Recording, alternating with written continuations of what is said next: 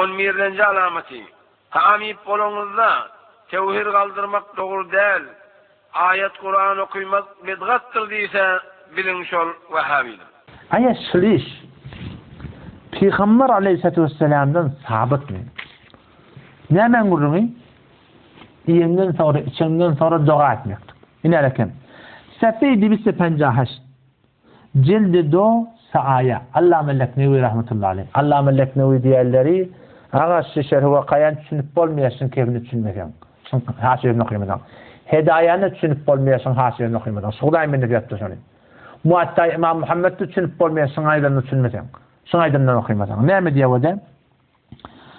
لأنه صلى الله عليه وسلم في 5 سنة كان يدعو كثيرا كان دعاء يدي كما هو في الصلاة نماذ كان دعاء يدي توافت دا وغيرهما من الدعوات المأثورة دبل الصلاة نماذ صورام دعاء يدي وعند النوم يتقوى النوم وبعد الأكل والشرب هي النظر إنها دعاء يدي وأمثال ذلك يقولون ولم يرفع يديه ولم يمسح بها وجهه إلا غلط دعاء etmedi yüzünü de sürtmedi.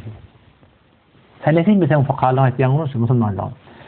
Hanefi mezhepte, ehli sünnette taamdan sonra her kim öz duasını öğretmeli.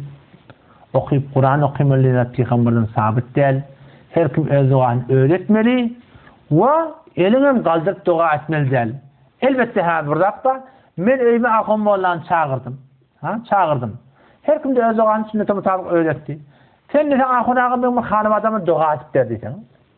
Kâde vakta bazen bolsa men de iş dogası böyle eminim bundan ilacı yok. Ama taamın dogası değil. Taamın dogası üstad elhamdülillah ellezî et'amena ve sakana ve cealena minel muslimin. Bu burgurdum. Mimam bolsa üstad bu doga anlatmalı. Allahumme et'ameni ve esqimen sakani. Bunun dogası. İznin sonra bu doganın alakan taraf ölçünü edibiliyor. Ekele ta'amukumul ebrar ve sallat aleykumul melaike ve ekter andekumul saimun. Bu doganı etmek sünnetin sabit. Nebi Aleyhisselatü Vesselam'da Müslüman doğullum.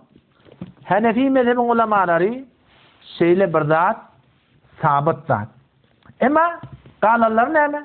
Kalalları şu Türkmenin arasında bir yön bolan zat.